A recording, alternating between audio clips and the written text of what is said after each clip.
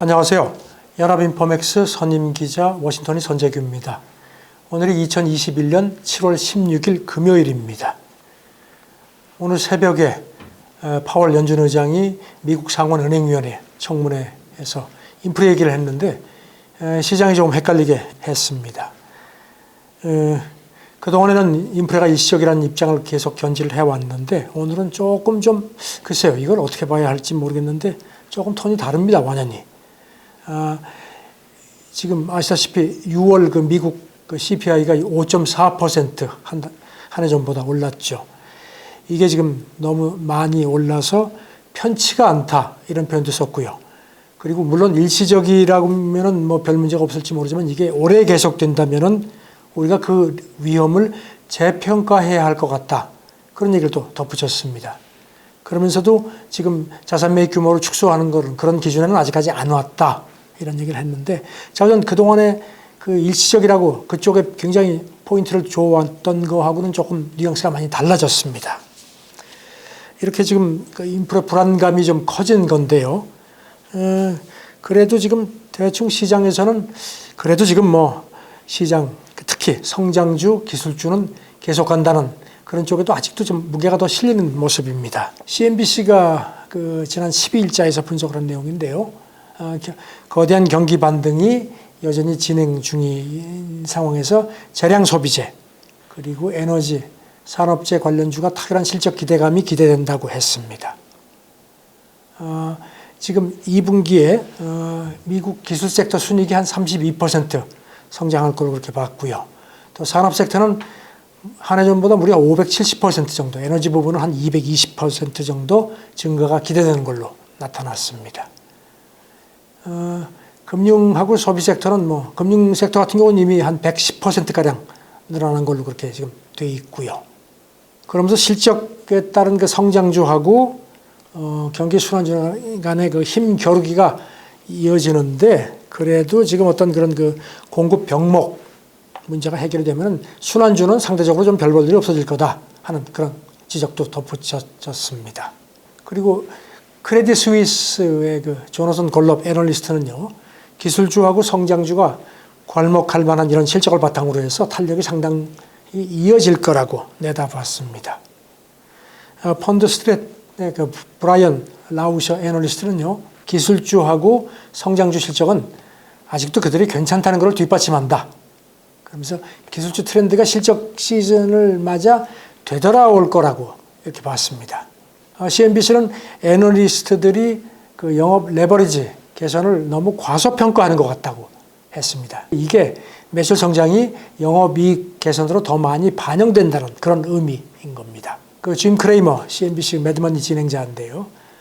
투자자들이 인플레 불안감을 털고 연준 금리 인상 리스크를 해지하기 위해서 지금 기술주를 사들인다고 봤습니다. 인플레하고 연준이 초래한 그 경기 둔화 영향을 받지 않는 섹터가 이제 이른바 빅캡테크, 이제 자본하고 기술 합성어인데요. 이쪽 산업이라고 했고요. 그러면서 고성장 기술주는 경기 침체기에 가장 잘 작동하는 섹터라고 설명을 했습니다. 알파벳, 그 다음에 마이크로소프트가 최근 급등하는 것도 이런 맥락이라고 그 크레이머는 분석을 했습니다. 조정 얘기도 오늘 새벽에는 좀 나옵니다. 그 마크 헐버트, 마켓워치 그 칼럼니스트인데요. 8월 중순쯤 10% 정도 조정될 거란 얘기. 그동안에도 8월 그 조정설이 조금 있긴 했습니다. 그리고 그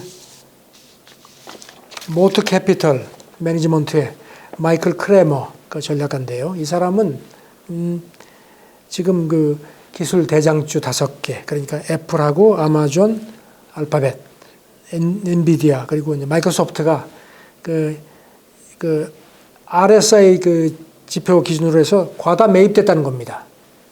관련 그 펀드 2개도 그 추이가 역시 조정이 임박했음을 보여준다. 이런 얘기를 했습니다. 인플레, 우리 파월도 이제 인플레에 대해서 이전보다는 훨씬 더 우려하는 듯한 그런 그 발언을 했는데, 백악관도 인플레를 그동안에는 뭐 기저효과라는 얘기에 많이 이렇게 이제 기반을 두고 있던 모습에서 조금 인플레를 우려하는 쪽으로 바뀌는 것 같다는 그런 지적이 나왔습니다. 그러면서 레리 서머스, 이 사람이 이제 그동안에 인플레를 상당히 강하게 경고해 왔는데 그동안은 별로 그렇게 경청을 안 하다가 최근에는 좀 귀를 쫑긋하는 것 같다. 이런 분석이 나왔습니다. 이게 이제 폴리티코, 정치 매체인데 이런 분석을 했습니다. 서머스의 인플레 경고가 맞는 게 아니냐는 그런 불안감이 백악관 그 경제보좌관들 사이에서 나온다. 이렇게 분석을 했습니다. 아시다시피 서머스는 그 클린턴 행정부 때 재무장관 지냈고 오바마 때는 국가경제위원장을 지냈죠. 그러면서 이거 바이든 행정부의 그동안의 그 대규모 재정 지원을 상당히 경고해온 그런 인물입니다. 더군다나 그 지금 6월 CPI가 이제 5.4%나 뛰어서 13년 사이 최고폭이죠. 그래 이런 그 지표가 나오고 나서 백악관이 서머스가 선견지명이 있는 것 같다. 이렇게 그 보좌관들이 평가를 하는 것 같다는 겁니다. 그 기저효과, 그동안에 연준도 그렇고 팬데믹 기저효과에 굉장히 이제 비중을 많이 둬왔는데 그 믿음이 흔들리는 것 같다고 했습니다. 서머스는 그 6월 그 CPI가 발표되고 나서요, 이 수치 말고도 그 고용하고 주택 지표, 자산 가격 같은 게 지난 몇 달 전보다 나를 훨씬 더 걱정하게 하는 그런 상승세를 보인다.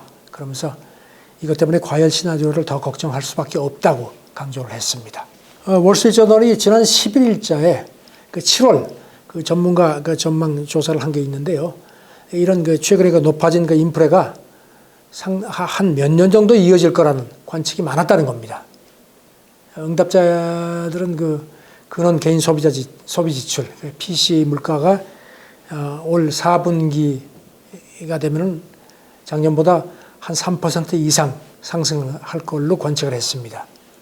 그리고 2022년, 2023년은 한 2.3% 정도로 봤고요.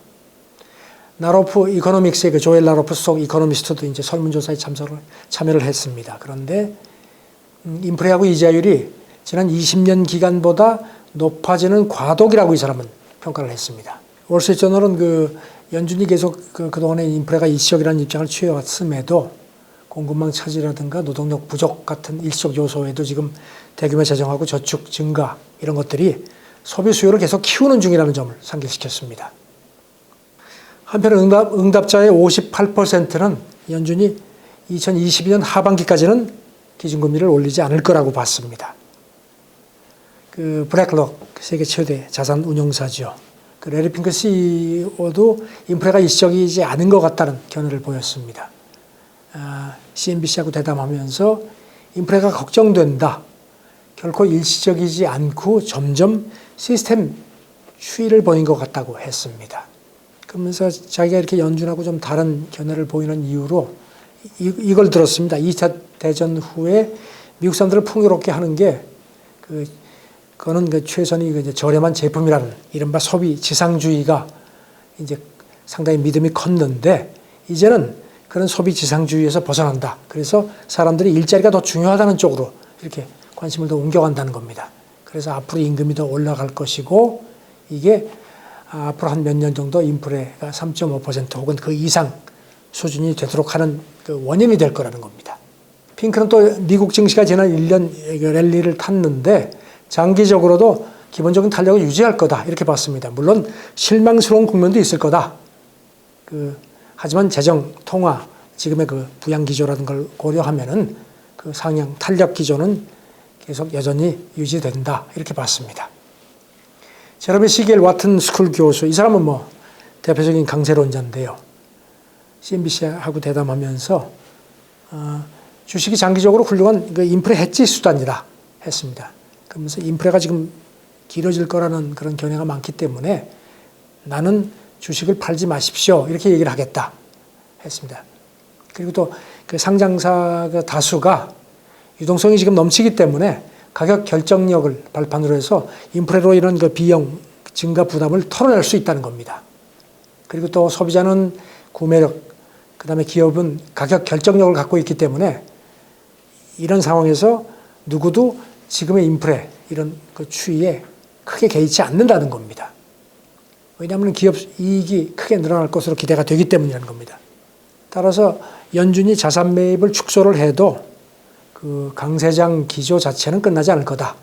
그러면서 이 사람은 S&P가 올해 말 하반기에 한 많게는 15% 정도 오를 수 있다. 그리고 또 10년물이 오늘 새벽에 1.329%까지 주저앉았죠. 파월 그 증언 때문에. 근데 이게 하반기에는 빠르게 올라갈 거다. 그래서 한 2%를 상회할 수도 있다 하는데 글쎄 지금 그렇게까지 될지는 모르겠습니다. 채권금리가 지금 여전히 낮습니다. 오늘 뭐 파월 그 청문회 동안 10년물이 조금 이렇게 좀 반등하는 듯 하다가 다시 또 1.3% 밑으로 내려갔는데요. 이런 가운데 찰스 슈왑이 이렇게 진단을 했습니다. 미국 채권 금리가 너무 낮다. 그래서 연말에 반등할 거다. 조금 전에 말씀드린 거하고 같은 맥락입니다. 찰스 슈왑 파이낸셜 리서치의 캐시 존슨 전략가인데요. 미국 미국 국채 금리 하락세가 과다하다는 겁니다. 그래서 연말께는 반등할 거다. 이렇게 봤습니다. 그리고 그러면서 이제 몇십 년 사이에 가장 빠른 성장세, 그리고 인플레 급등, 그다음에 고용이 크게 늘어나는 거, 그리고 또 연준이 채권 매입 축소 시사를 하는데도 채권 금리가 하락하면서 기존 통념에서 좀 벗어나고 있다는 진단을 하면서 이런 움직임은 성장하고 인플레가 정점을 지났고 연준 긴축이 경제 전망을 악화시키리라는 견해를 반영한 거라는 겁니다. 자기는 장기적으로 이런 시각에 물론 동의를 한다 하지만 지금의 채권 금리는 경제 전망에 비해서 너무 낮다. 그래서 올 하반기에는 반등할 거라고 거듭 지적을 했습니다. 그리고 미국 경제 성장세하고 인플레 압력이 올 하반기에는 다소 둔화될 거다. 하지만 지난 10년간의 추세보다는 여전히 높은 수준을 유지할 걸로 봤습니다. 그러면서 전반적으로 채권 시세가 과도하다. 그러니까 수익률이 너무 낮다는 거죠. 그렇게 거듭 진단을 했습니다. 또 경제 회복세가 지금 뭐 조금 주춤해도 이어지면서 실질 금리가 큰 폭의 마이너스를 유지하기는 어려울 거라고 봤습니다. 10년물 금리가 앞으로 몇 달 정도는 1.2에서 1.6%대 박스권을 움직이겠지만 연말에는 2%에 도달이 가능하다는 전망을 했고요. 그러기 위해서는 1분기처럼 급등할 거다. 그렇게 내다봤습니다. 그래서 하반기에는 채권시장 변동성도 커질 거라고 했고요. 다만 이제 델타 변이가 지금 확산하고 있어서 이제 다시 또 봉쇄를 하느냐 마느냐가 굉장히 중요한 요소가 됐다. 그래서 채권시장이 이거를 예의주시를 하는 게 좋겠다고 권고를 했습니다. 뱅크 오브 아메리카가 펀드 매니저 월간 조사를 한 거 공개를 했는데요. 이번 조사에서는 펀드 매니저들이 백신 이전 포지션으로 돌아갔다. 이렇게 평가를 했습니다. 지금 전 세계 유수 펀드 매니저 한 270명. 이 사람들이 관리하는 자산이 합쳐서 8,050억 달러 정도로 평가가 됐는데요. 거기서 보면은 이제 이번 달 조사에서 우량 회사채보다는 정크본드, 그 다음에 대형주보다는 스몰캡, 성장주보다는 가치주를 선호해왔던 그런 베팅을 청산을 했다는 겁니다. 그리고 2020년 작년 10월 수준으로 돌아갔다 하는 게 이번 분석입니다. 이번 조사에서 세계 경제가 개선된다는 전망률이 47%인데요. 이게 정점을 이뤘던 지난 3월에 91%에서 크게 떨어진 겁니다. 또 글로벌 수익성 개선하고 인플레 기대감도 상대적으로 많이 가라앉았습니다. 지난 3월 조사 때는 글로벌 수익성 개선 전망률이 89%에 달했었는데 이번에 53%로 내려갔고요. 그 다음에 앞으로 1년 인플레 상승 전망률이 지난 4월 조사 때는 64%였는데 이번에는 22% 뚝 떨어졌습니다. 그런데도 원자재에 대한 자산 배분은 사상 최고치를 보였습니다. 여전히 역사적 수준에 비해서 경기 순환 자산에 편중됐다는 얘기인데요. 지난 6월 같은 경우를 보면요.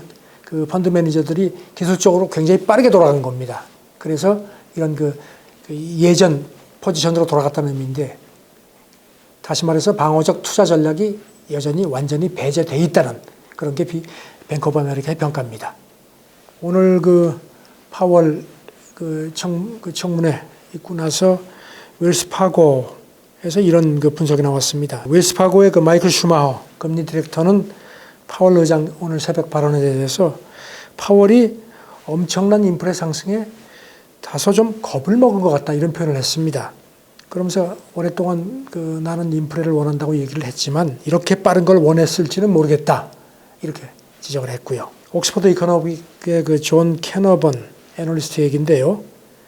최근에 미국 국채 수익률 하락세는 비관적인 경제 전망을 반영한 한 거다. 그러면서 강한 성장 전망하고 높은 인플레, 그 다음에 백신 접종률 증가, 그 다음에 그 연준의 그 덜 완화적인 스탠스, 이런 게 올 4분기에는 10년물 금리를 1.9%까지 다시 올려놓을 것 같다. 이렇게 봤습니다.